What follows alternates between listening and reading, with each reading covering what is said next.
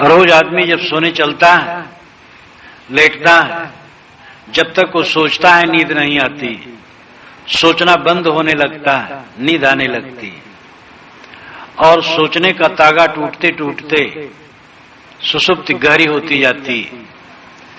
जब एकदम विस्मृत हो गई, पूरी नींद आ गई। जो आराम से शरीर छोड़ते हैं उनका ऐसे होता है। अचानक एक्सीडेंट हो गया, हार्ट अटैक हो गया, तब तो झट से हो जाता है। लेकिन जो आराम से शरीर छोड़ते हैं तो धीरे धीरे पहले वह बोलना उनका बंद हो जाता है, जानते हैं, बोल नहीं पाते, फिर जानना बंद होता है। उसके पश्चात सांस बंद होती है, लेकिन शरीर में गर्मी रहती है, शरीर की गर्मी भी खत्म हो जाती है, तब एकदम मान लिया जाता है कि मर गया। तो स्मृतियां सिमटने लगती हैं और जीवन भर का जो किया धरा है वो संस्कार बलवान होकर के सामने आ जाते हैं। जो प्रबल होते हैं संस्कार, वे सामने नाचने लगते हैं। इसीलिए जीवन की सफलता और असफलता का परिणाम तो अंत में पता लगता है, तब कुछ नया करने की सुविधा नहीं रहती। जो हो गया सो हो गया। एक बहाव वासनाओं का होता है, संस्कारों का, और उस बहाव में जीव बह करके योनियों में भटकता है। जिसकी वासनाएं कटी हैं, निवृत्त हैं, वह शांत आत्मा है और उनको भटकना नहीं। उसी दिन के लिए काम करना है, और उसी दिन के लिए नहीं, आज के लिए भी करना है। जो ऐसा काम करता है आज ही प्रशांत रहता है, हलचल से रहित रहता है। जिंदगी की सफलता क्या? अधिकतम लोग यही मानते हैं कि कूड़ा कबाड़ इकट्ठा हो गया तो सफल हो गए। बड़ा धन, बड़ी दौलत, बड़ा मकान, बहुत आदमी, बहुत पद प्रतिष्ठा। पतंगे ज्योत में जलते हैं तो शूरवीर नहीं कहलाते हैं। गधे बोझा ढोते हैं तो बोझा ढोने से वो शूरवीर नहीं कहलाते हैं। कोई बहुत सक्रिय होकर के, बड़ा लायक बन करके दुनिया का बहुत धन दौलत इकट्ठा कर लिया तो शूरवीर नहीं हो गया। शूरवीर तो वह है जो आत्म विजयी हो। आत्म विजय के समान दुनिया में कोई उपलब्धि नहीं है। अपने आप पर पूर्ण विजय। अपने आप पर पूर्ण विजय का मतलब है मन और इंद्रियों पर विजय। जिसके मन में कूड़ा कबाड़ नहीं रह गया, कोई आकर्षण, कोई मोह, कोई खिंचाव नहीं रह गया, कोई द्वंद्व नहीं रह गया, वही सफल जीवन है। बाहर तो सब ऊट पटांग है, बनता है, बिगड़ता है, छिनता है, मिलता है, और अंत में कुछ नहीं रह जाता है। लेकिन जो सब समय मौजूद है वो अपनी उन्नति या अवनति, वासनाओं में बंधे रहना है या वासनाओं से निवृत्त हो जाना है। बंधा हुआ सब समय बंधा रहता है, वही उसके पास रहता है बंधन। निवृत्त पुरुष सब समय मुक्त रहता है और मुक्त उसके पास रहती है। दुनिया के जितने महापुरुष, उनके पास क्या था? यही चीज थी, मोक्ष था। जो संत पुरुष हुए उनके पास यही चीज थी, मोक्ष, और इसीलिए वे पूज्य हुए, आज भी आदर्श है। धन दौलत वाले तो तब भी थे, आज भी हैं। कोई आदर्श नहीं है। उनका महत्व है, धन दौलत का अपना महत्व है, लेकिन इस महत्व को, मोक्ष तत्व के महत्व को तो कोई महत्व नहीं पहुंच सकता। जीवन का ये अंतिम काम है, असली काम है। जीवन में परमानंद, आनंद की पराकाष्ठा, सुख की पराकाष्ठा, वासनाओं की निवृत्ति, मोह की निवृत्ति और आत्मस्थित में है। तो सबको एक दिन भूलना है। समाधि में सबको भूला जाता है। चित्त एकाग्र किया तो इसका मतलब सब भूलना। हम किसी आलंबन में चित्त को एकाग्र करते हैं तो एक अभ्यास करते हैं। निरालंब नहीं रुक रहा है तो एक आधार में रोक दिए, सब तरफ से तो रुक गया, एक आधार रह गया, बड़ी सफलता हुई। आगे उस आधार को भी छोड़ दिया जाता है, निर्विकल्प अवस्था भी होती है कभी। लेकिन सब कुछ छोड़ना, सारे संकल्पों को छोड़ना, ये मौत का अभ्यास, मोक्ष का अभ्यास एक ही बात है। मौत से सामान्य व्यक्ति घबराता है, लेकिन ये मौत ही है, मन की मौत, वासनाओं की मौत। इसीलिए साहब ने जीवित मृतक कहा। वासनाओं का त्याग जिसने कर दिया जीवित मृतक है। मरते मरते जगमुआ मोए न जाना को, ऐसा होए कि न मुआ बहुर न बरना हो। मरते मरते जगमुआ बहुर न किया विचार, एक सयानी अपनी परवश मुआ संसार। परवश होकर के सब मरते, सुबस होके नहीं। परवश होकर के मतलब मोह में बंध करके मरना, मोह से मुक्त होकर के मरना, ये जीवन की सार्थकता है। घोरांगरस ने कृष्ण को कहा था अवभृत यज्ञांत स्नान, यह यज्ञांत स्नान है। जैसे जब यज्ञ समाप्त होता था तो यज्ञ करने वाले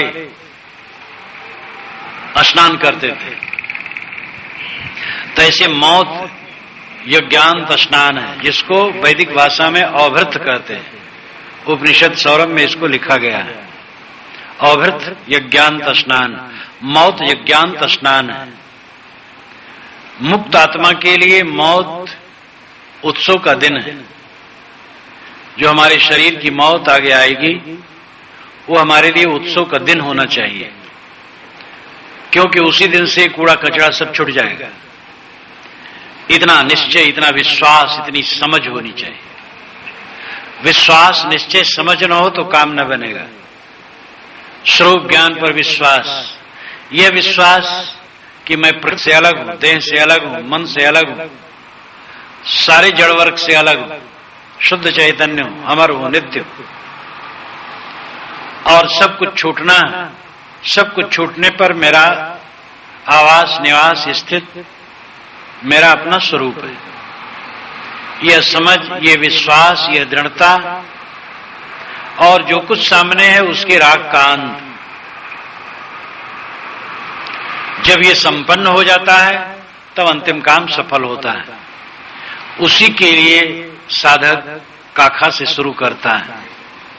इतने साधक बैठे हैं, कोई काखा में है, कोई और आगे हैं, कोई और आगे हैं, कोई और आगे हैं, अपनी अपनी अलग श्रेणियां हैं, और उसमें जो संवेदनशील होगा, जो ज्यादा महत्व उसका मानेगा, वो आगे बढ़ जाएगा। 20 वर्ष से पढ़ता हुआ व्यक्ति हो सकता पिछड़ जाए, आवाज का कोई व्यक्ति आगे हो जाए, मेहनत करेगा आगे हो जाएगा। 20 वर्ष वाला अगर ठंडे दिल से काम करता है तो पिछड़ जाएगा। इसमें तो जितना जो श्रम करेगा उतने उसको सफलता मिलेगी। वासनाओं का त्याग, संकल्पों का त्याग ध्यान है, और व्यवहार काल में मोह का त्याग ध्यान है, और ये कुल मिलाकर के जीवन की कृतार्थता है।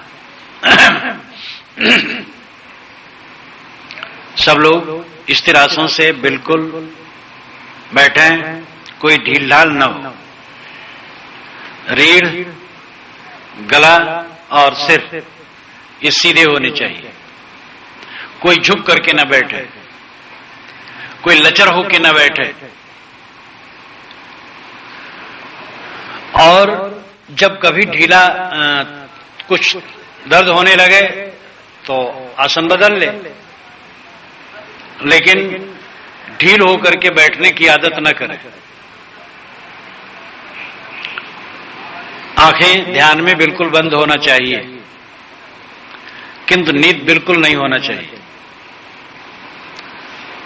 और बंद आंखों में जो प्रकाश रंग दिखे उन्हीं पर दृष्टि केंद्रित करें, और अपने आप को साक्षी स्वरूप, ज्ञान स्वरूप समझे। मैं शुद्ध चैतन्य हूं, और जो प्रकाश या बदलते रंग दिखाई देते हैं वे दृश्य हैं। मैं दृष्टा हूं, और एक आधार बनाकर इसको कहते हैं दृष्टि योग। इसको आधार बना करके मन एकाग्र करो और अपने आप के साक्षी भाव में रहो। इस मंत्र का थोड़ा जप करो। अहम शुद्ध चैतन्य ज्ञान स्वरूपम, अहम शुद्ध चैतन्य अजरहम अमरहम अखंडम मनोपम, अजरहम अमरहम अहम शुद्ध चैतन्य ज्ञान स्वरूपम, अहम शुद्ध चैतन्य अजरहम अमरहम अखंडम मनोपम, अजरहम अमरहम अहम शुद्ध चैतन्य ज्ञान स्वरूपम, अहम शुद्ध चैतन्य अजरहम अमरहम अखंडम मनोपम, अजरहम अमरहम अहम शुद्ध चैतन्य ज्ञान स्वरूपम, अहम शुद्ध चैतन्य अजरहम अमरहम अखंडम मनोपम, अहम शुद्ध चैतन्य ज्ञान स्वरूपम, अहम शुद्ध चैतन्य अजरहम अमरहम अखंडम मनोपम, अजरहम अमरहम अहम शुद्ध चैतन्य ज्ञान स्वरूपम, अहम शुद्ध चैतन्य अजरहम अमरहम अखंडम मनोपम, अजरहम। संकल्पों का त्याग करो और अपने आप में स्थित का अभ्यास करो। दृष्टि योग का सहारा साधक ले। जो न चाहे उसको न ले, केवल संकल्प त्याग करके अपने आप में शांत हो। जो चाहे वो दृष्टि योग का सहारा ले। बंद आंखों में जो प्रकाश दिखाई दे उसी में लक्ष्य स्थिर करें और अपने साक्षी भाव में जागृत रहे। खूब तन के बैठना चाहिए, पेट पतला हो जाए, फेफड़ा में हवा भर जाए और आराम से गहरे धीरे धीरे सांस लें। और इसके साथ अपना अभ्यास करें। निर्भयता बढ़ती, एकाग्रता बढ़ती, बाहर मन भटकने की जो आदत है वो बंद होती और एकाग्र होने का अभ्यास बढ़ता है। एकाग्रता का अभ्यास बराबर बढ़ते रहने से व्यवहार में रहते रहते भी एकाग्रता होती जाती है, मन सिमटता रहता है। इसलिए ये अभ्यास सबको बहुत जरूरी है। गृहस्थ हो, विरक्त हो, बालक हो, वृद्ध हो, स्त्री हो, पुरुष हो, जिसमें समझ है और थोड़ी उम्र है। ध्यान कराने के काल में मैंने जगह जगह देखा छोटे बच्चों में जो उत्साह वो बड़ा प्रशंसनीय रहा। जब मैंने एक जगह ध्यान करवाया, 2 दिन कार्यक्रम था लेकिन ध्यान भी सुबह रखता था, तो कॉलेज और स्कूल के बच्चे आए तो हमारे साथी ने कहा देखना चाहिए इनका कल उत्साह रहता है कि नहीं। तो कल उससे ध्यान भी सुबह रखता था, तो कॉलेज और स्कूल के बच्चे आए तो हमारे साथी ने कहा देखना चाहिए इनका कल उत्साह रहता है कि नहीं। तो कल उससे और अधिक आए, जो थे वो आए और आए और से प्रशंसा किए। बच्चों में तो और ऊर्जा होती है, इसलिए निराशा की कहीं कोई गुंजाइश नहीं।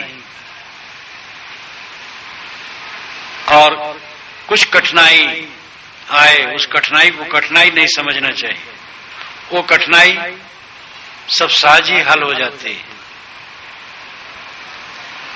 अभ्यास में सावधानी सबसे बड़ी चीज है। सावधानी हटती है फिर तब चाहे घंटा भर कोई बैठा रहे, बैठा रहना न बैठा रहना बराबर रहेगा, वो काम नहीं हो।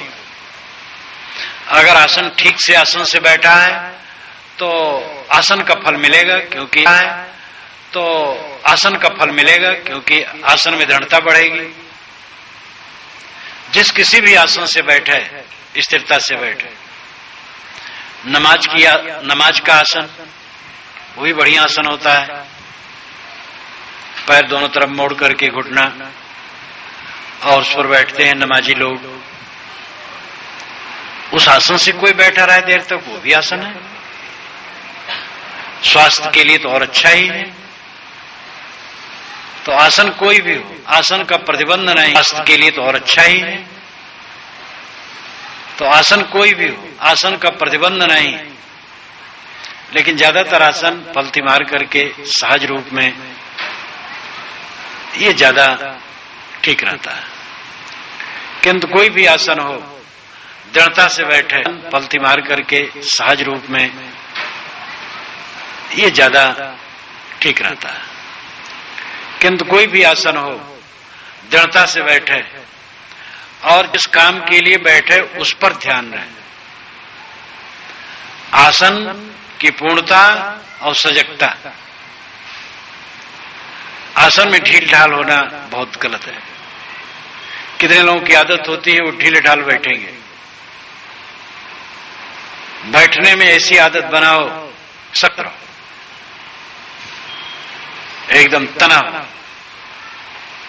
ध्यान काल में तो बिल्कुल इस पर ध्यान दो, पेट पतला हो जाए और फेफड़ा फूल जाए, उसमें हवा भर जाए और गहरी सांस लो धीरे धीरे और फेफड़ा फूल जाए, उसमें हवा भर जाए और गहरी सांस लो धीरे धीरे और अपने लक्ष्य पर चित्त को स्थिर करो।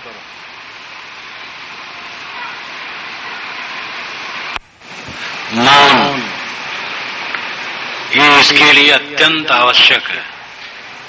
पतला हो जाए और फेफड़ा फूल जाए, उसमें हवा भर जाए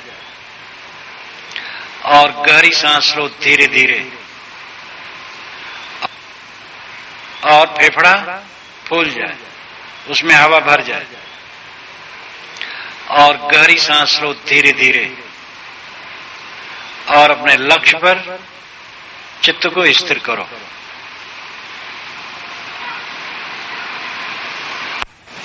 मौन ये इसके लिए अत्यंत आवश्यक है। मौन का अभ्यास केवल साधना काल में नहीं और काल में भी करना चाहिए। ये तो सघन ध्यान का समय है, बाकी समय भी रोज ध्यान तो करना ही चाहिए। काम धाम करते हुए वाक्य संयमी होना चाहिए। अन्य दिनों भी कम बोलना बहुत जरूरी है और इस पीरियड में तो बिल्कुल। मौन ये इसके लिए अत्यंत आवश्यक है। मौन का अभ्यास केवल साधना काल में नहीं और काल में भी करना चाहिए। ये तो सघन ध्यान का समय है, बाकी समय भी रोज ध्यान तो करना ही चाहिए। काम धाम करते हुए वाक्य संयमी होना चाहिए। अन्य दिनों भी कम बोलना बहुत जरूरी है और इस पीरियड में तो बिल्कुल न बोलना। मौन की दृढ़ता रखनी चाहिए।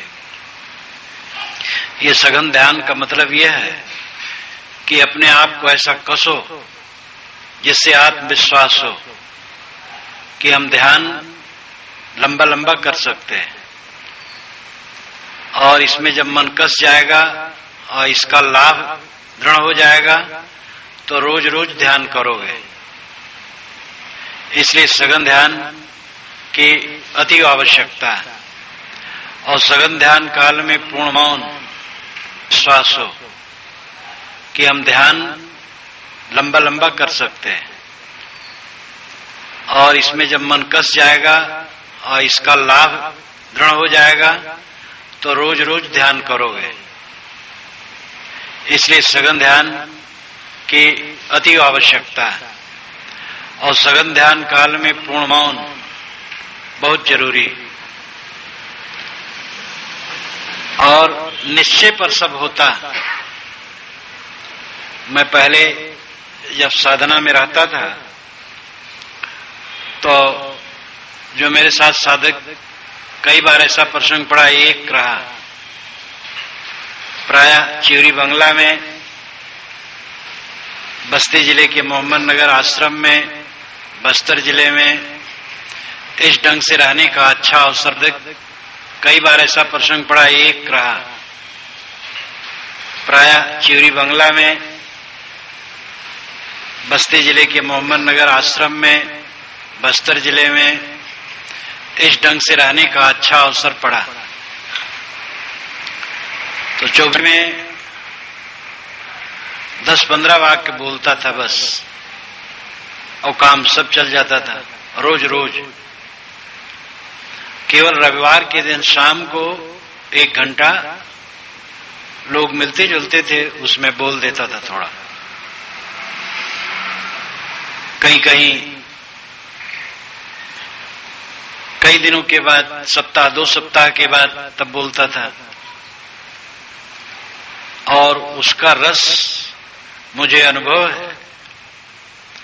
अंदर में प्रवेश होने के लिए वाक संयम की बड़ी जरूरत है। वाक साधना बिना मनुष्य के स्थित दूर परान। विशाल देव ने कहा है, वाक साधना के बिना स्थित दूर पड़ी रहती, स्थित नहीं हो सकती। वाक्य संयमी होना अत्यंत आवश्यक है।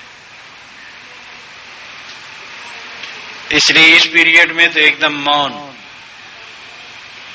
और इस शक्ति को ऐसा भरो कि और भी समयों में रोज ध्यान हो और अधिक से अधिक वाक संयम हो। बहुत बोल बोल करके अपनी शक्ति लोग नष्ट करते हैं। जितना बोलना हो सार्थक हो, बहुत न बोला जाए, और इस पीरियड में एकदम मौन रहा जाए। जो सज्जन कॉलोनी के हैं वे भी इसका पालन अधिक से अधिक करें। कम खाना तो बहुत जरूरी है। पेट की गड़बड़ी प्रायः अधिक खाने से होती है, या कोई बिल्कुल ही बहुत कम खाए तो भी हो जाएगी। लेकिन बहुत कम खाने वाले तो नहीं है, नहीं के बराबर है। ज्यादा खा करके ही गड़बड़ियां ज्यादा होती है। कम भोजन ध्यान के लिए बहुत आवश्यक है, स्वास्थ्य के लिए भी आवश्यक है। जितने नियम हैं उन नियमों का पूर्णतया सब पालन करें तो निश्चित इसका लाभ पूर्ण रूप से होगा। ये बैठक खत्म होती है, 7:15 बजे पाठ शुरू होना चाहिए। पिछले वर्ष मनोबल कैसे बढ़े, वो दूसरे साधनक विषय कह रहे थे, और सूक्ष्म साधना। हम कहे भाई लाभ से मनोबल भी बढ़ता है। जैसे एक को पैसे के लाभ का निश्चय हुआ कि यहां से बंबई जाऊं, खूब कमाऊं, लाभ होगा, मनोबल आ जाता है, वो चल देता है, और वहां जाकर के बड़ी कठिनता से रहता है और पैसा कमाता है। जहां लाभ निश्चय हुआ वहां मनोबल बढ़ा। इसी प्रकार आत्म विजय में अगर पूरा लाभ निश्चय हो जाए तो आत्म विजय में जितने रोड़े हैं उनको जीतने के लिए हमारा मनोबल बढ़ जाएगा। अपने आप पर विजय ही जीवन में सबसे बड़ी बात है। एक अनगढ़ पत्थर लेकर के कलाकार सुंदर मूर्ति बना लेता है। अनगढ़ लकड़ी को छीलकर फर्नीचर, सुंदर फर्नीचर बढ़ी बना लेता है। सीधे साधे कपड़े को काट कर एक सुंदर सूट दर्जी सिल लेता है। जहां देखो तहां भी मकान है, क्या है? ईंट, सीमेंट, लोहे, लक्कड़, लेकिन इसको इतना व्यवस्थित रूप में कर दिया गया कि रहने लायक हो गया, देखने में सुरम्य हो गया। तो आदमी की कला है। अभागा यह अपने को नहीं बना पाता, सबको बनाता, खुद को नहीं बना पाता है। यहां तक देह को भी रोज संवार लेता है। हर आदमी सुबह शौच, दातून, स्नान तो करता ही है, बाल ठीक कर लेता है, तेल लगा लेता है, कपड़े ठीक पहन लेता है, दर्पण के सामने खड़ा होकर देख लेता है कि बेहुदापन तो नहीं लगेगा जब सड़क में निकलूंगा। इतना सारा सब कुछ कर लेता है। और कई समझदार लोग तो दिन भर में कई बार ऐसा कर लेते हैं। मन को संवार करके निकलने की प्रवृत्ति कितने लोगों में? कौन ऐसा सोचता है कि हमारा कुरूप मन स्वरूप हो, सुबह शाम मध्याह्न सोचे। 5 वक्त नमाज और 3 वक्त संध्या उपासना का जो विधान हिंदू मुसलमानों में है, उसका अर्थ कोई मंत्र उच्चारण नहीं है खाली कुरान और वेद का। उसका अर्थ है आत्मशोधन। बीच बीच में हम बैठे हैं, आत्मशोधन करें, हम क्या हैं, क्या कर रहे हैं। जिंदगी में आत्म विजय सबसे बड़ी विजय है। अपने आप पर संयम, अपने आप पर कंट्रोल, यही सुरक्षित पथ है और कुछ सुरक्षित पथ नहीं है। दुनिया की जितनी लालिमा है क्षणिक है, सारा संबंध क्षणिक है। इस संबंध में भी हमें यही करना कर्तव्य है कि हम सहनशील हों। सहनशीलता के बिना कोई भी संबंध में रह करके हम सुख से नहीं रह सकते, चाहे हमारे आगे के लोग हों या पीछे के लोग हों, ऊपर के लोग हों, नीचे के लोग हों, सबका सहना है। बिना सहने से हमारे में मधुरता नहीं आ सकती। तनिक तनिक बात को लेकर के उद्वेगित हम होंगे, नहीं ससे होंगे तो कभी सुखी नहीं होंगे। इसलिए हमारे में सहनशीलता आनी चाहिए, धीरज आना चाहिए और अपने मनोबल को जगाना चाहिए, अपने लक्ष्य को समझना चाहिए। हमारा लक्ष्य शांत की प्राप्ति है। पुत्र प्राप्त जीवन का लक्ष्य नहीं है, शांत की प्राप्ति जीवन का लक्ष्य है। और भी किसी चीज की प्राप्त होना जीवन का लक्ष्य नहीं, शांत जीवन का लक्ष्य है। शांत के समान दूसरा सुख नहीं है। अगर हमारा मन उद्वेगित ना हो, परेशान न करता हो, शांत रहता हो, इसके समान सुख क्या होगा, इसके समान उपलब्धि क्या होगी। और जितना है उपलब्धि हो, आवे जाए, मिले बिछड़े, ठीक है। श्रेणियां हैं, अलग अलग श्रेणियां हैं। गृहस्थों की श्रेणी है, उसमें बाल बच्चे हो जाते हैं, होते हैं। साधुओं की श्रेणियां, वहां शिष्य होते हैं, आते हैं, जाते हैं, मिलते हैं, बिछुड़ते हैं। तो ये श्रेणियों के अनुसार प्राणी पदार्थ मिलेंगे, बिछुड़ेंगे। वो जीवन का लक्ष्य नहीं। जीवन का लक्ष्य आत्म शांति है। आत्म शांति को ही स्वरूप स्थित कहते हैं, आत्म स्थित कहते हैं और भगवान की प्राप्ति कहते हैं।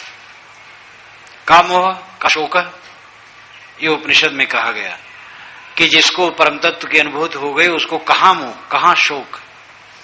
मोह शोक की निवृत्ति भगवान की प्राप्ति है। भगवान कोई वस्तु नहीं है जो मिले, भगवान शब्द है।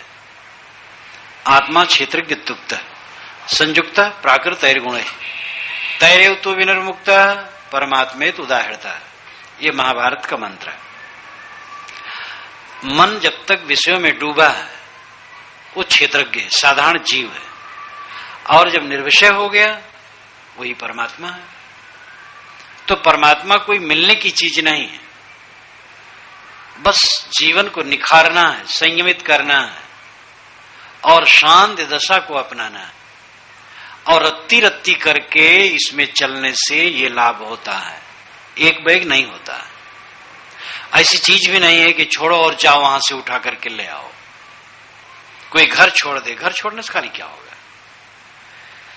जब तक कारण कारज की व्यवस्था ठीक न रहेगी तब तक काम नहीं होगा। अन्न फसल प्राप्त करने के लिए खेत चाहिए, उसकी कमाई चाहिए, ऋतु चाहिए, खाद पानी चाहिए, प्रतीक्षा करनी पड़ती है, हल बीज, सारी चीजों के संपादन होने पर तब फसल होगी। आत्म शांति के लिए भी जितनी चीजें हैं उनको अपनाना होगा। आचरण की पवित्रता, विवाद रहित रहना, उद्वेग रहित रहना, सब तरफ बचा करके चलना। कटावा बांस और सीधा बांस, दो बांस होते हैं। सीधा बांस नीचे काट दो, निकाल लो आराम से।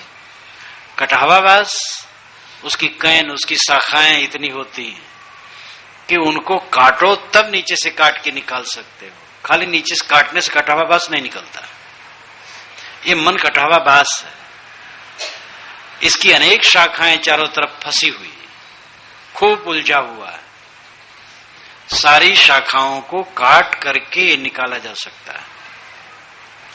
आहार का संयम, विचार का संयम, व्यवहार का संयम, सब समय सावधानी, तब धीरे धीरे धीरे रास्ते पर आता है। प्राय लोग लड़के अगर हैं, नौजवान हैं, सत्संग में बैठते हैं, भक्त हो जाते हैं, साधु हो जाते हैं, तो ये प्राय लोग कहते हैं अरे अभी से क्या पड़ी थी, तो बुढ़ापा की चीज है। सारी खुराफात जवानी में करो, भजन बुढ़ापा में करोगे। ये खुराफात करते करते तो मन खुराफात से भर जाएगा, बुढ़ापा में फिर भजन हो पाएगा? पहले से जब सुधारो तब बुढ़ापा ठीक रहेगा। इसलिए सभी को इस मार्ग में लगना चाहिए। मैं तो ये कहा करता हूं कि भाई नौजवानों को 1 घंटा समय निकालना चाहिए। जो नौजवान है, जिनकी मूछें नहीं आई उनको भी, और मूछें आ गई उनको भी, नौजवानों को 1 घंटा समय निकालना चाहिए। स्वाध्याय करें सदग्रंथों का और ध्यान करें। 50 मिनट स्वाध्याय करें और 10 मिनट ध्यान कर लें। ध्यान में मन रुके न रुके कर लें, कभी रुकेगा। 1 घंटा समय नौजवानों को भी निकालना चाहिए। ये तो मेरा अनुभव हुआ कि मैंने जो ध्यान करवाया, ध्यान में छात्र बहुत सम्मिलित हुए, जगह जगह जो पता पाए सम्मिलित हुए। अभी मेरे कार्यक्रम मध्य प्रदेश में हुए तो कई जगह पंडाल में ही मैंने ध्यान का प्रोग्राम, वहां वाले चाहे तो मैंने रखा 2 घंटे का, प्रातः एकदम 7 से 9, तो कनात को और नजदीक कर लिया गया जिससे कि वो घेरा बन जाए। 2-3 पहरेदार हो गए, स्त्रियां एक तरफ बैठ गई, साधु एक तरफ बैठ गए, भक्त समाज एक तरफ बैठ गया। उसमें देखा कि छात्र भी बड़ी चेष्टा से सम्मिलित हो रहे हैं। दूसरे दिन करता हूं, छात्र और आते हैं, तो नौजवानों में तो और उत्साह होता है, और उनमें उत्सुकता होता है, और उनमें उत्सुकता होती है। नौजवान अगर सदग्रंथ पढ़ें और कुछ ध्यान करें तो उनका चित्त एकाग्र होगा, संयमित होगा, स्मरण शक्ति बढ़ेगी। जो याद करेंगे वो चीज याद रहेगी, और जो प्रपंच में फंसने की आदत है वो घटेगी। तो इसलिए छात्रों के लिए भी जरूरी है, सबके लिए जरूरी है। जवान लोग भी 1 घंटा समय निकालें, चाहे नर हो या नारी हो। घंटा समय निकालें, चाहे नर हो या नारी हो। जो 40 से ऊपर हैं वो 2 घंटे का समय निकालें। अब वो आधे से ऊपर हो गए। आज का आधा 40 माना जाता है, पूरा 80 तो बहुत लोग नहीं जाते हैं, लेकिन माना जाता है आधा 40। 40 का हो जाए तो 2 घंटा समय निकाले, 50 का हो जाए तो 3 घंटा निकाले, और 60 का हो जाए तो पूरा पूरा समर्पित। 60 का हो करके भी समर्पित न हो, सरकार से निर्देश लेना चाहिए। सरकार 58 में ही रिटायरमेंट कर देती, और अध्यापकों को भी 60 में। तो 60 में पहुंच करके तो बिल्कुल इसमें लग जाना चाहिए। अब काम भी कुछ कर लेना चाहिए। बात नहीं कि हरदम हाथ पे बटोरे रहने से साधना नहीं होती। ये भी समझ लो कि हर समय पढ़ने में भी मन न लगेगा, ध्यान में भी मन नहीं लगेगा। इसलिए क्रिया का वेग जो शरीर में है वो सार्थक है। झाड़ू लगा लो, कमरे को ठीक कर लो, जंगले को साफ कर लो, पेड़ पौधे हैं पानी डाल लो। कॉलोनी वाले और क्या करेंगे, खेत तो है नहीं, तो इतना ही कर लें। सब्जी ला दिए, अगर पत्नी अकेली ही है तो सब्जी काट दो, तो कोई शर्म की बात नहीं है। समय से और कोई काम कर दो तो कोई लज्जा की बात नहीं है। तो मेहनत तो करनी चाहिए, लेकिन अधिकतम समय स्वाध्याय, ध्यान और चिंतन में लगाना चाहिए। स्वाध्याय, चिंतन और ध्यान। स्वाध्याय उन प्रसंगों का, उन साहित्यों का जिससे अपने मन में ज्ञान, भक्ति और वैराग का भाव बढ़े। और चिंतन और ध्यान, जो हम स्वाध्याय करते हैं उन्हीं विचारों को मन में लाना, वो स्वाभाविक आएगा।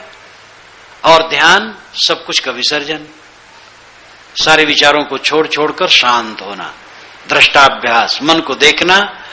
और जैसे नदी की तरंग मालाओं को नदी के तट पर बैठा हुआ व्यक्ति देखता और उसमें बहता नहीं, इसी प्रकार संकल्पों को केवल देखना और उसमें न बहना, देखते रहना, सावधान, छोड़ते रहो, देखते रहो, छोड़ते रहो।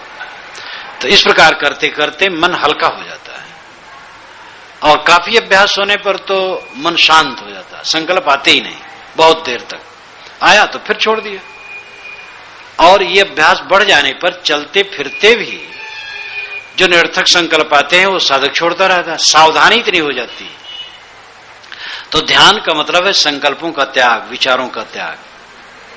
और उसके लिए और भी क्रिया योग बताया जाता है, जैसे कि आंखें बंद किए तो अंधकार दिखाई देता है, बंद आंखों से जो अंधकार दिखाई देता है केवल उसी को देखो और कहीं मन न ले जाओ, और केवल सावधान रहो। बंद आंखों से जो अंधकार दिखाई देता है वही देखते रहो और कुछ नहीं, शांति मिलेगी। आंखें बंद की कि उसमें प्रकाश दिख सकता है, क्योंकि आंखों में गर्मी होती है, तो प्रकाश जलता बुझता हुआ प्रकाश, विविध रंगों का प्रकाश, वो है नेत्र विकार है, कभी नीला, कभी पीला, कभी काला, कभी हरा। मैं तो बैठता हूं, जब ऐसा करता हूं तो देखता हूं, आप भी देख सकते हैं। तो ये दृष्टि योग कहते हैं इसको। तो प्रकाश, जलता बुझता हुआ प्रकाश दिखाई दे, उससे मन को रोको और कुछ न सोचो, तो ये प्रपंच सब भूल जाएगा और वही देखते रहोगे, एक शांति मिलेगी। ये दृष्टि योग है। और स्वर योग, जैसे कि सांस आती है और जाती है, बस इतना देखना। सांस तो सबको चलती है, केवल सांस पर दृष्टि रखना, सांस आ रही है, जा रही, मैं उसका साक्षी हूं। ये स्वर योग। शब्द योग, नाद, जिसको नाद योग भी कहते हैं, कानों के बंद करने पर यह साफ सुनाई देती है ध्वनि। दोनों कानों में उंगली डाल लें तो अंदर में गनगनाहट की आवाज आती है, और वह है नस नाड़ियों की गति की ध्वनि। अब उसको महिमा में मतांतरों ने खूब, वो ब्रह्म ध्वनि है और ये है वो है, श्रद्धा दिलाने के लिए बता देते हैं, फिर वो इतना गले मर जाता है वही मान लेते हैं ब्रह्म। परंतु मन रोकने का साधन है। किसी भी बिजली खंभे के नीचे आप खड़े हो जाइए किनारे, तो देखिए गनगनाहट की आवाज आती है। ऐसे शरीर में नस नाड़ियां जो दौड़ी हैं, इनकी ध्वनि होती है, तो कान बंद करने पर सुनाई देता है। और जिसके अभ्यासी होते उनको कान नहीं बंद करना पड़ता है, हरदम सुनाई देता है। वो भावना वैसी हो जाती है। जैसे वो जय काली कहा जाता है कि ट्रेन जा रही थी तो एक काली भगत का देखो, ट्रेन भी कह रही जय काली, क्योंकि वो काली को उपासक था तो उसको जय काली उसमें लगता था। तो ध्वनि कान बंद नहीं करना पड़ता। मैं हरियाणा में था तो एक राधा स्वामी मत के साधक आए, मेरी भी पुस्तकें पढ़ते, मुझसे भी प्रेम रखते हैं, तो 2-3 दिन हमारे साथ रहे सत्संग में। कहे महाराज मैं तो हरदम उठते बैठते शब्द सुनता रहता हूं। मैंने कहा आपका अनुभव ठीक है, क्योंकि भावना जिसमें तदाकारता हो जाती है। मैं शिव का उपासक था प्रबल, तो मुझे उठते बैठते शिव दिखाई देते थे चारों तरफ, उसके साथ राम, कृष्ण और विष्णु, इन्हीं में भी वैसी भावना थी। तो उस समय हमें बिल्कुल आंखें बंद करो तो लागे चारों तरफ बैठे हैं शिव, राम, कृष्ण, विष्णु, क्योंकि भावना होती है तो वो प्रतिबिंबित भावना होती रहती है मन में। और ये नए साधक के लिए कोई शुभ धारणा अच्छी है, चाहे जो शुभ धारणा हो, शुभ हो अशुभ न हो। अब किसी नवयुवक के मन में किसी स्त्री की कल्पना होती है, किसी युवती के मन में कोई युवक की कल्पना होती है, वही दिखाई देता है, वो अनर्थकारी है, उत्तेजित करेगा इंद्रियों को। और ये सब उपासनाएं मन को निगृहित करेंगे। तो ये शब्द साधना, शब्द को सुनते रहना। ऐसे वस्तुल रूप में कोई अपने गुरु का चित्र ले लिया, कोई महापुरुष का चित्र ले लिया मन में, उसमें मन को रोकता है। लेकिन ये सब चीजें ज्योति, अंधकार, स्वर, नाद, सांस और नाद, ये सब पर दृष्टि रख करके मन निग्रह करना एक क्रिया योग कहलाता है। इसके आगे जो सूक्ष्म है वो है केवल मन को देखना और कुछ नहीं। ये समझना मैं साक्षी स्वरूप, चैतन्य स्वरूप हूं, और मन को देखना, मन क्या करता है, और छोड़ते जाना। सावधानी रहती है तो मन निरस्त होता रहता है, सावधानी रहती है तो मन में बह जाता है। कोई ख्याल आया उसी में बह गया, वही सोच रहा है, 2-3 मिनट हो गए सोचते सोचते, फिर ख्याल आया अरे क्या करने बैठा हूं, तो रुक गया। जितनी सावधानी उतनी साधना, सावधानी ही साधना। सावधान होकर के मन को देखो। इसमें कठिनता लगती है, लेकिन क्योंकि चंचल मन है अनाद काल से, भटका हुआ है, इस जीवन में कितना प्रपंच में राग करके मन चंचल हो गया, अब अंतर्मुख होने में बड़ा कठिन हो रहा है। कठोपनिषद में यमाचार्य ने 2 मंत्र एक साथ कहा, इसके लिए बड़ा बढ़िया। परांच खान वितरत स्वयंभू तस्मात् परांग पश्यत नान्तरात्मन कश्चित धीर प्रतिज्ञात्मानमैक्षत आवृत चक्षु अमृतत्वमिच्छन् पराचा कामानुनयन्ति बालास्ते मृत्योर्यन्त वित्तस्य पाशम अथ धीरामृतत्वं विदित्वा ध्रुवम ध्रुमस्वेश न प्रार्थयन्ते। प्रकृति ने इंद्रियों को बहिर्मुख बनाया है, इसलिए जीव हरदम बाहर को देखता है, नान्तरात्मन अंतरात्मा को नहीं देखता है, अपने आप को नहीं देखता है। कश्चित धीरा प्रतिज्ञात्मानमैक्षत, कश्चित कोई धीरवान विवेकवान पुरुष प्रत्यक आत्मन ऐक्षत, प्रत्यक नाम भीतर आत्मन आत्मा को ऐक्षत नाम देखता है, यानी अपने आप को देखता है कि मैं कौन हूं। क्यों देखता है, वो कैसे देखता है? आवृत चक्षु अमृतत्व इच्छन, अमरता की इच्छा करके, शांति की इच्छा करके, आंखों को बंद कर, आंखों को बंद कर लाक्षणिक करते इंद्रियों को समेट कर कल्याण की इच्छा से वो अंतरात्मा को देखता है। पराचा कामानुनयन्ति बालास्ते, जो बाल बुद्धि के लोग हैं वे बाहरी भोगों की कामना में रात दिन दौड़ते रहते हैं। मृत्योर्यन्त वित्तस्य पाशम, चारों तरफ मृत्यु के जाल फैले और उसमें वे बीच ही में उलझ करके मर जाते हैं और कामना पूरी नहीं होती।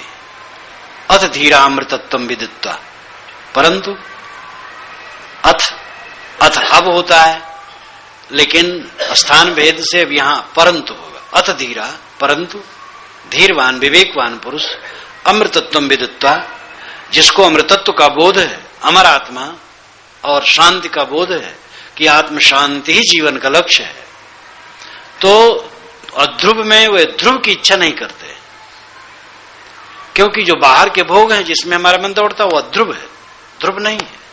जवानी क्षणिक है, परिवार क्षणिक है, सारा सुख संयोग क्षणिक है, चहल पहल सब क्षणिक है। देखो मैं 100 दिन करीब 98 दिन के कार्यक्रम में यहां से गया था। 3 जनवरी को, 11 जनवरी को कोरबा में हमारा कार्यक्रम खत्म हुआ। 4 जनवरी को मेरा कार्यक्रम राजनांदगांव जिले में था, वहां से शुरू हुआ, वहां से भिलाई में, फिर वो होता रहा और कोरबा में समाप्त हुआ। इसके बीच में हजारों लोग मिले, कितनी चहल पहल मिली, कितनी भीड़ मिली, कितने प्रशंसक मिले, कितना पूजा सत्कार करने वाले मिले। अब कोई एक व्यक्ति उसका नहीं है, इसमें क्या रखा है? जो कुछ मिलता है छूट जाता है, ये पक्का है। ये दृष्टि जिसके सदैव सामने रहती है वो कभी विचलित नहीं होता, व्यामोहित नहीं होता है। जानते तो हम सब हैं, लेकिन उस दृष्टि को निरंतर बनाए रखने से तब चरितार्थता होती है, एक बार जान लेने से नहीं। जानना जब निरंतर रहे, हर समय जाने, ये साधना से होती है।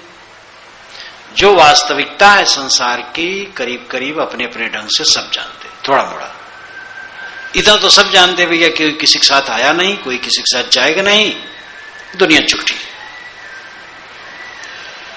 अब इतना कम है जानना, लेकिन इसको हर क्षण जाने। यहां पर बैठे हैं जाना है, जब यहां से उठे हैं बिस्तर पर जाए वहां जाना है, शौचालय में जाए वहां भी जाना है, सड़क में जाए वहां भी जाना है, गाड़ी मोटर में बैठे रहे वहां भी जाना है, हर समय याद रखें, तब भूल नहीं होगी। एक क्षण जाने दूसरे क्षण भूल गए, फिर बह गए तो कुछ काम नहीं करता है। एक सज्जन रस्सी बट रहे थे और नीचे पड़वा बांधा था उनका, तो रस्सी बट कर पीछे खिसकावे, वो पड़वा खाता जाए। तो जब उठे, तो जब हाथ में लेके उठे तो वही हाथ वाला उतना रह गया और वो पड़वा सब खा गया। तैसे हमारी दशा है, हम साधना थोड़ा मोड़ा किए और फिर कुसंग और अनेक प्रकार की वासनाओं मोलझ उलझ कर वो सब जो कहते हो। तो निरंतरता की जरूरत है, जागरूकता की जरूरत है, हम सब समय जागें। तो बाहर हमारी प्रवृत्ति अनाद काल से है, इसलिए बाहर भटकने में बड़ा आनंद लगता है। किसी के हाथ में 10,000 रुपए दे दो और कहो तुम्हें दिन भर ये काम मजदूरों से करवाना, ये करो, देखो खूब खुश होके करेगा। और किसी कह दो एक दिन तुम्हें कमरे के अंदर बैठना है, खाना पीना सब मिलेगा, केवल बैठे रहो, बड़ा मुश्किल हो जाएगा। ध्यान उन करने न कहो, खाली बैठे रहने को, तो परेशान हो जाएगा।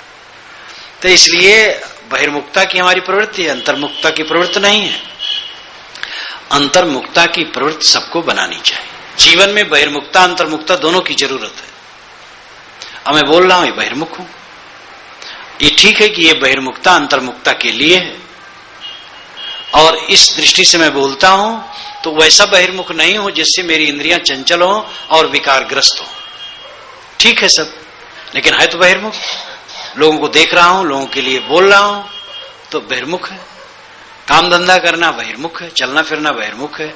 तो जीवन में बहिर्मुखता की भी जरूरत है, और वो तो उस सब कर ही रहे हैं। अंतर्मुखता वाला नहीं हो रहा है, और बिना अंतर्मुख हुए कोई निर्भय नहीं हो सकता। अंतर्मुख जब तक न होगा तब तक शांति न मिलेगी, और शांति के बिना निर्भयता नहीं मिलेगी। हरदम भय सवार दिमाग पर, ये न मर जाए, वो न बिगड़ जाए, ये न बिछुड़ जाए, ऐसा न हो जाए, वैसा न हो जाए, बिला वजह दिमाग परेशान करता रहता है इंसान का। मरना जब जिनको है मरना है, जो बिछुड़ना है बिछुड़ेगा, जो बिगड़ना है बिगड़ेगा। सारा संसार ही टूटा फूटा है।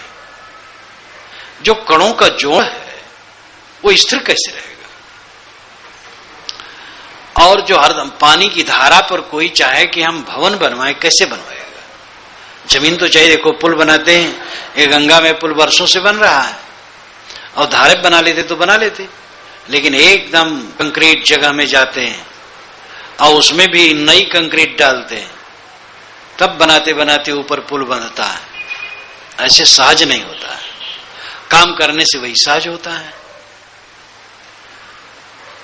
हमें अंतर्मुख होने का शौक होना चाहिए। शांति अंतर्मुख से ही संभव है, और इसके लिए सबको रोज स्वाध्याय, चिंतन और ध्यान, ये तीनों करना चाहिए। स्वाध्याय, सदग्रंथों का स्वाध्याय। सदग्रंथ जिनमें ज्ञान, विचार, भक्ति, वैराग की बातें हैं, उसको खूब पढ़ें और उसका चिंतन करें, क्या लिखा है, मनन करें, और कुछ समय के लिए सारे विचारों को छोड़कर शांत हो। ये जैसे क्रिया योग बताया मैंने, इस ढंग से अंधकार, प्रकाश, स्वर, शब्द कुछ भी देख के मन शांत करना, अंतिम में सारे विचारों को छोड़ छोड़ के शांत होना। इस प्रकार ध्यानाभ्यास रोज किया जाए, और हानि लाभ से अपने मन को ऊपर उठाया जाए। विवेक प्रधान मन होना चाहिए। विवेक प्रधान मन हुए बिना कोई ध्यान में स्वबस नहीं हो सकता है, और ध्यान का फल है विवेक प्रधान मन का हो जाना। कोई घंटों ध्यान में बैठा रहता है लेकिन मन विवेक प्रधान नहीं है, तो ध्यान में सफल नहीं। बैठा रहता अच्छा है, सफल नहीं। जैसे ध्यान से उठा और झुझला उठा, लड़की पर, लड़के पर, पत्नी पर, भाई पर, तो असफलता हो गई। अब ये बात नहीं कि उस समय असफल हो गए तो हर समय असफल है। लोग कहते हैं ध्यान करते हैं और गाली देते हैं, उनका कहना भी ठीक है, लेकिन भाई ध्यान न करते होते तो हो सकता गाली की मात्रा ज्यादा होती, और हो सकता उससे मात्रा घट गई हो। तो जो साधना है वो निष्फल नहीं है, करना चाहिए। लेकिन ध्यान का फल है विवेक में मन का ढल जाना, और विवेक का मतलब है आनंद, क्योंकि चिंता चित्त से निकलने पर ही आनंद होता है, और विवेक से ही चिंता निकलती है। चिंता केवल जलाती, उसमें फायदा कुछ भी नहीं होता है। काम करो, स्वजनों को पालो, रक्षा करो। कभी समय आने पर परिजनों के लिए कुछ अपने से घट सके, बन सके तो कर दे, स्वजनों को पाले। लेकिन स्वजनों से मोह करने से क्या होगा? ये भी ठीक है कि शुद्ध ममता की जरूरत है। एक भूखंड लिया जाता है, मकान बनाया जाता है, उन्हें ममता होती है। सब मकान में हम सीमेंट नहीं लगवाते, न चूना लगवाते, अपने मकान में ये सब करते हैं। सफाई रोज अपने मकान में करते हैं, अपने मकान की ममता होती है।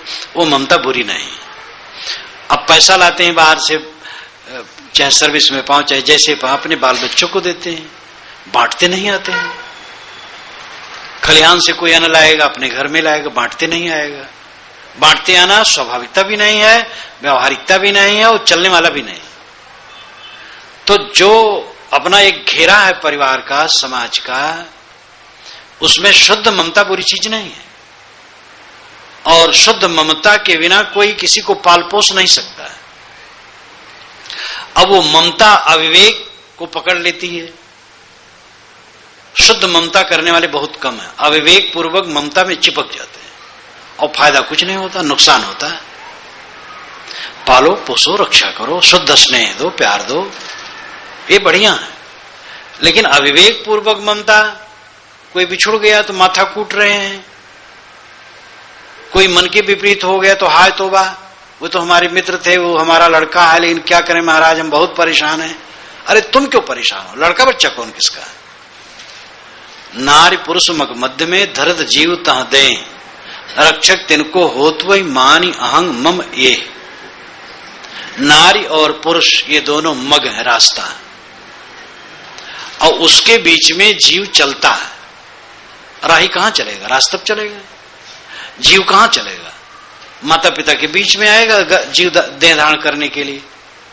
तो जीव तो राही है, वो आकर के देह धारण कर लिया, आपने मान लिया मेरा बच्चा है। कितनी बड़ी भूल है। आपका बच्चा कहां? वो तो रास्ते में जा रहा था, देह धारण करने संजोग पड़ गया, बस देह धर लिया। अब आपने जबरदस्ती कर लिया कि मेरा बच्चा है। तो इसलिए विवेक करो, मेरा बच्चा नहीं, हाँ पालने के लिए है। जब देह धारण कर लिया है तो उसकी रक्षा करना कर्तव्य है हमारा। वो सब कर दें, अपना न माने। अपना उतना ही मानना जितना मानना उचित है। रेलवे विभाग में ट्रेन से हम चलते हैं तो मेरी सीट होती है, मेरा बर्थ होता है, और उतने मानना चाहिए कि हमारे प्लेटफार्म तक है, स्टेशन तक है, अजर अमर नहीं। और उसमें भी कहीं लड़ाई झगड़ा की बात आए तो गम खाना चाहिए। एक बार मैं टाटा में, मेरा कार्यक्रम था, टाटा से कलकत्ता जा रहा था, तो रिजर्वेशन सीट की भक्त लोग करवा दिए थे। तो हम लोग 7-8 थे, सब बैठ गए। एक सज्जन आए, सूटेड बूटेड, उम्र उनकी 50 से ऊपर रही हो, खूब स्वस्थ, सुंदर, गोरे, मस्त शरीर के और उजले सूट में। लगा कोई अफसर है, संभ्रांत भी है। लेकिन जब बिल्कुल पास पहुंचे तो हमारे एक साधु को हटा कर कहीं हम बैठेंगे। मैंने कहा थोड़ा सोच जाओ भाई, बैठ गए। तो मेरे आदमी ने कहा कि ये मेरा रिजर्वेशन है। अब रिजर्वेशन में एक सीट होती तो उसमें दो को बैठाना तो मुश्किल, तो चारों तरफ मटका के कहे मेरा सब रिजर्वेशन है। तो मैंने अपने साधु से कहा और खिसकाओ। अब सब रिजर्वेशन इन्हें कहा तो हम लोगों को उठ जाना चाहिए, तो और खिसकाओ। मैं कुछ और नहीं बोला। 2 बंगाली बाबू बैठे थे, वो नहीं सा पाए। मेरी क्षमा, अगर मैं लड़ लेता तो वे चुप रहते।